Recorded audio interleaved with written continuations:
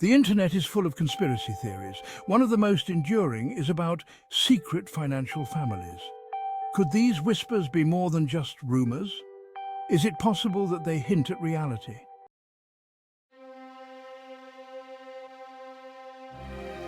Throughout the 20th century, writers often wrote about the decline of aristocracy and the disappearance of old money.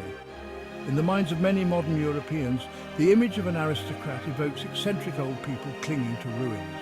However, if we dig deeper, a different picture emerges. Many of these families weathered the storms of world wars and revolutions, preserving their vast fortunes. Remember the 7 families immortalized by Shakespeare in Macbeth? These families, including the German princes of Fürstenberg, still live in their ancestral castles. The legendary Schwarzenberg dynasty owns a vast number of castles and palaces. In Britain, a third of all land is still controlled by the black nobility. The Duke of Westminster owns vast territories in London. The Earl Cadogan's influence extends over a significant part of central London. Harley Street and Marylebone belong to Baroness Howard de Walden.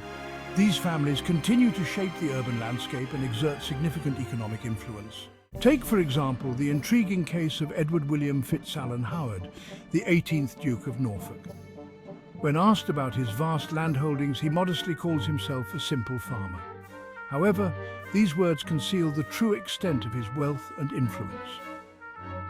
Every year, these farmers, including the Duke of Marlborough and Lord Rothschild, receive millions of pounds in EU subsidies. The problem is that even the officially declared wealth of these families is difficult to fully comprehend. In 2001, the owners of Castle Howard in North Yorkshire used a creative method of tax avoidance. They sold a painting by Joshua Reynolds for £9.4 million to avoid capital gains tax. In 2014, the Court of Appeal upheld their claim, highlighting loopholes in the law. The Astor family established themselves in British society at the end of the 19th century. Their influence extended to politics, the media and charity. The Cliveden estate became a symbol of their social standing and a place of political intrigue. This web of connections highlights the ways in which wealth is transformed into power. They deliberately cultivated a market for opium in China, effectively turning entire generations of Chinese citizens into addicts. The profits from this illegal trade flowed back to England, enriching the coffers of the East India Company and its influential shareholders. This historical example demonstrates how the pursuit of wealth and power can lead to immoral acts with devastating consequences. Prince Charles, heir to the British throne, wields considerable influence over a powerful network known as the Island Club. This exclusive group brings together more than 4,000 oligarchs from across the Commonwealth. The Island Club acts as the financial and economic wing of the British monarchy. Its members often benefit from their connection to the Crown. 117 corporations in the City of London are among the 500 largest companies in the world. Many of these giants are controlled by aristocratic families. This concentration of corporate power highlights the enduring legacy of inherited wealth.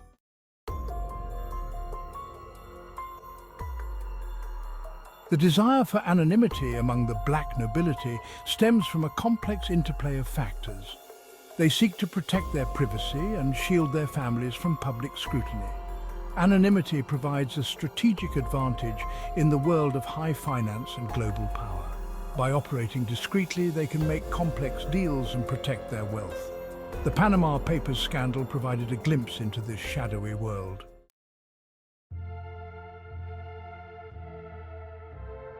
The enduring legacy of the black nobility presents a paradox. Their patronage of the arts and philanthropic activities have enriched society. Castles and estates serve as tourist attractions, preserving cultural heritage. Charitable foundations support education, healthcare, and environmental protection. But their accumulation of wealth and influence on politics perpetuate inequality. This undermines social mobility and trust in institutions. A balance must be found between property rights and a just society.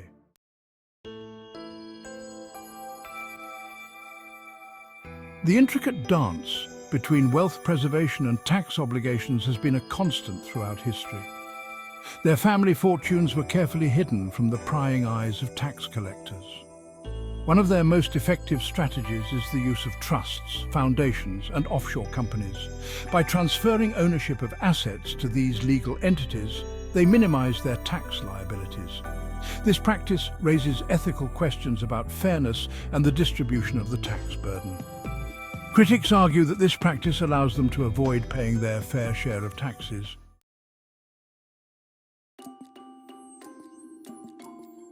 The influence of the black nobility extends far beyond their financial holdings.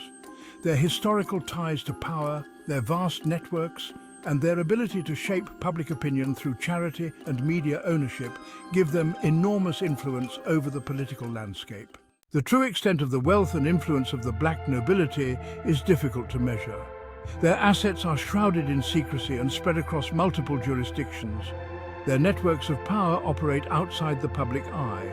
This lack of transparency makes it difficult to assess their impact on society.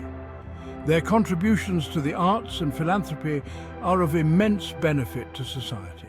The history of the black nobility is closely intertwined with the immoral opium trade. Powerful European families amassed fortunes by participating in the opium trade. The British East India Company enjoyed a monopoly on the production and sale of opium. These families turned a blind eye to the devastating consequences of their actions. The East India Company flooded markets with opium, devastating society.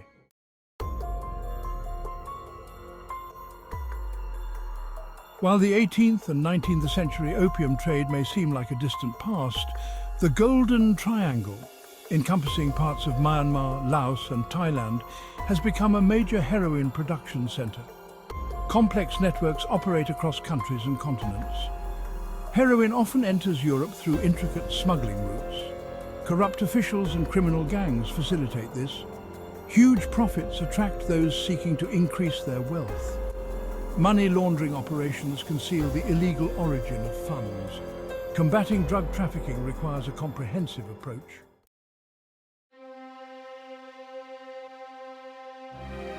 The long history of philanthropy by the black nobility is often touted as a testament to their generosity. They have given generously to hospitals, universities, museums, and other worthy institutions. However, their philanthropic activities also raise questions about their motives. Some critics argue that their philanthropy is a form of reputation management. Others suggest that their charity is driven by a desire to shape society in their own image.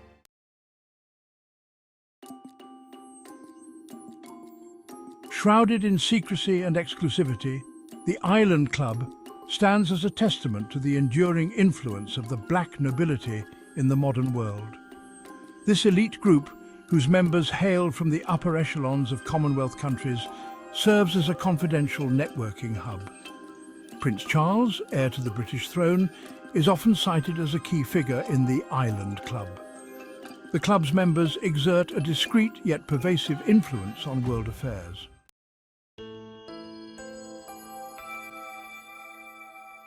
The concentration of corporate power in the hands of a select few raises concerns about fairness and competition. These families exert significant influence across various industries. Their decisions can have far-reaching consequences.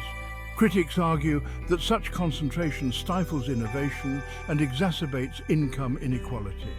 They call for increased regulation to ensure that corporate profits benefit society as a whole.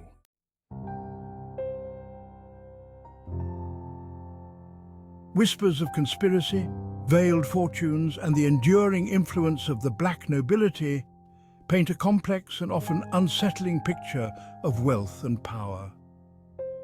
Journeying through history, tracing the threads of their legacy, we encounter both admiration for their contributions to society and unease at the shadows they cast. Echoes of their past actions resonate in the present, raising profound questions about the nature of privilege, the responsibility that comes with wealth, and the elusive pursuit of a just and equitable society.